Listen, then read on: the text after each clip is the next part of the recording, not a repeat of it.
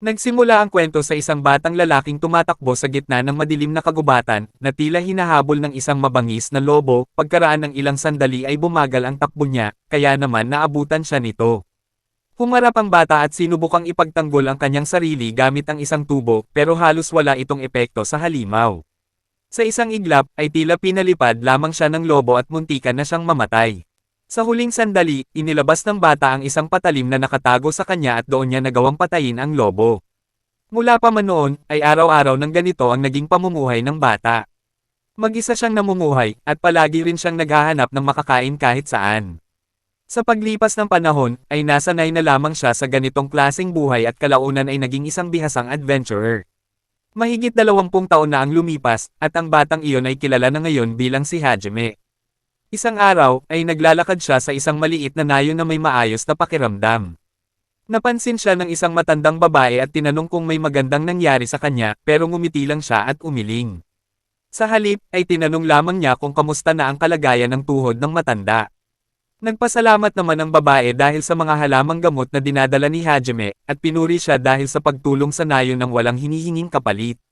Habang nagpapasalamat kay Hajime, ay bigla namang biro ng matanda na mag-asawa na siya at manirahan na sa nayon. Maayos niyang tinanggihan ang alok at nagtungo sa dungeon ng nayon. Doon ay nadatnan niyang natutulog ang matandang gwardya. Ginising niya ito at ipinaalam na papasok siya sa dungeon, kaya binigyan siya ng papeles na kailangang pirmahan. Pagpasok ni Hajime sa dungeon, ay tila napansin niya na bahagyang bukas ang gate na ikinagulat niya. Sa loob ay nakita niya ang isang maliit na batang babae na tila naipit sa loob ng isang slime. Agad niya itong tinulungan at nagulat siyang buhay pa ang bata. Pagkaligtas, umasta ang bata na para bang nakalaban niya ang pinakamalakas na kalaban sa mundo. Ipinaalala naman ni Hajime na ang slime ang pinakamahinang halimaw, pero tila hindi iyon pinansin ng bata. Nagpakilala ang bata bilang si Ruro at nagpasalamat sa pagliligtas sa kanya. Nang sabihin ni Hajime ang kanyang pangalan, ay agad naman siyang hinangaan ni Ruro. Tinapik siya ni Hajime sa ulo at pinagalitan dahil pumasok siya sa mapanganib na dungeon ng walang pahintulot.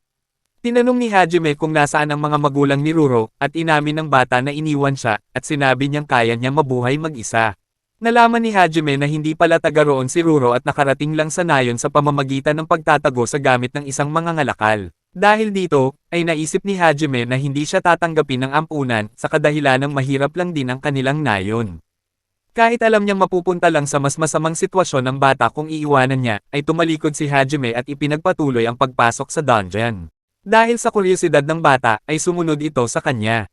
At nang marinig niya na manghuhuli si Hajime ng karne, ay bigla siyang naging interesado. Binalaan siya ni Hajime na wala siyang balak magbahagi ng pagkain, pero umasta lang si Ruro na parang wala siyang pakialam, at nagpatuloy pa ring sumunod. Hindi na pinansin ni Hajime ang walang tigil na daldal ng bata at nagpatuloy sila sa loob ng dungeon. Ilang sandali pa, ay dito'y bigla na lang silang hinaranggan ng isang dambuhalang baboy ramo. Sa laki ng hayop, ay tila napasigaw si Ruro sa sobrang takot at tuluyang napatigil sa kinatatayuan. Nang sumugod ang baboy ramo, ay agad na inilabas ni Hajime ang kanyang sandata, at walang pag-aatubiling pinabagsak ang halimaw. Matapos ang laban, dito'y dinala ni Hajime si Ruro sa isang ilog upang maglinis. Doon napansin ni Ruro na tila gumagalaw pa ang katawan ng baboy ramo. Ipinaliwanag naman ni Hajime na kailangan munang palabasin ang dugo nito, upang tuluyang matapos ang proseso. Nang hiwain niya ang ugat sa leeg ng hayop, ay tila hindi kinaya ni Ruro ang nakita at napalingon na lang palayo. Pagkaraan ng ilang oras, dito'y nagtungo si Hajime sa guild upang ipasa ang mga nakuha niya sa quest. Tinanggap siya ng receptionist na si Olive at pinuri siya sa maayos na trabaho. Habang sinusuri ang mga dala niya, ay agad naman itong napansin ang batang si Ruro. Mabilis na nilinaw ni Hajime na hindi siya masamang tao at lalong hindi isang human trafficker, kaya naman dito'y napaisip si Olive kung saan kaya pwedeng dalhin ang bata. Habang tahimik lang si Ruro, napagdesisyonan ni Hajime na bumisita muna sa simbahan ng nayon. Pagdating niya, agad siyang sinalubong ng matandang madre na inakalang dumalaw siya upang manalangin. Ngunit ipinaliwanag ni Hajime na napadaan lamang siya upang makiusap. Dito'y tinanong niya sa madre kung pwede pa ba na mag-alaga ng bata ang simbahan. Ipinaliwanag ng madre na hindi ganoon kadali ang pag-aalaga ng isang bata dahil kailangan rin ng pondo para sa edukasyon at gamutan, pati na rin ang mga pang-araw-araw na gamit. Sa sandaling iyon, ay tinanong naman ng madre kung anak ba ni Hajime ang batang dadalhin niya. Agad itong itinanggi ni Hajime at nilinaw na si Ruro ay isang batang nagmula sa labas ng nayon na nagkataon lamang niyang nakilala. Napabuntong hininga ang madre at pinuri siya sa kanyang kabutihang loob, ngunit pinaalala rin na may hangganan ang kakayahan ng isang tao na tumulong.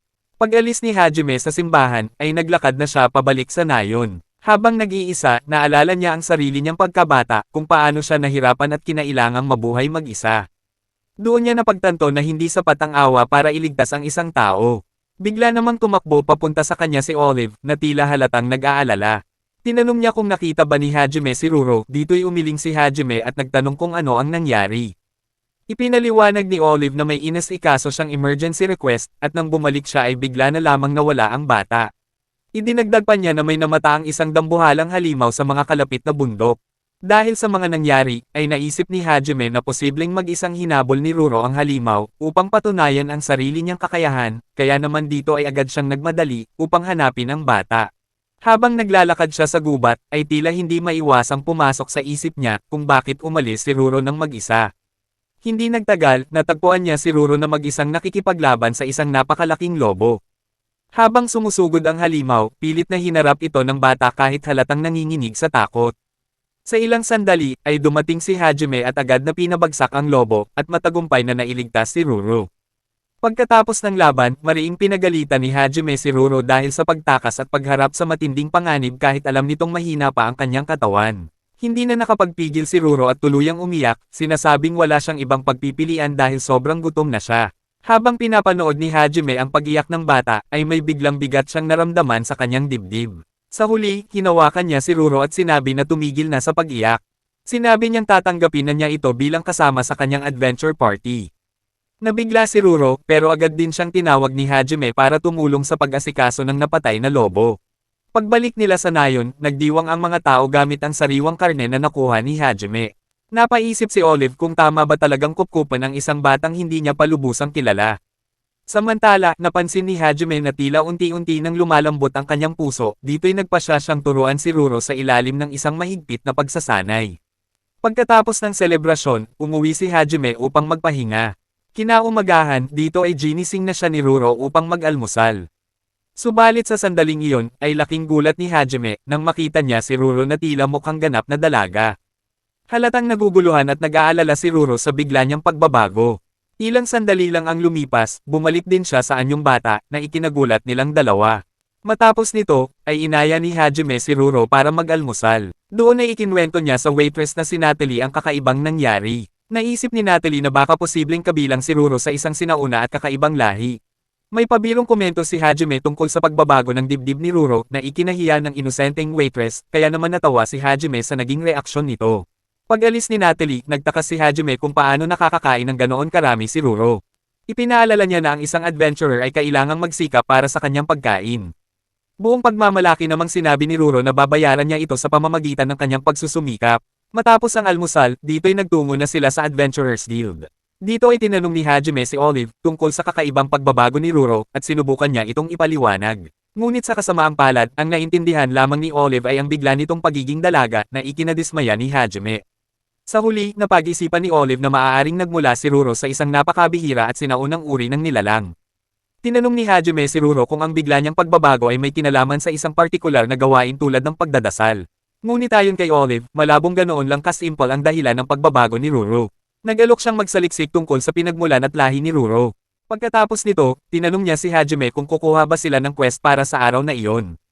Iminungkahi ni Olive na kumuha na lamang ng mga halamang gamot para sa nayon.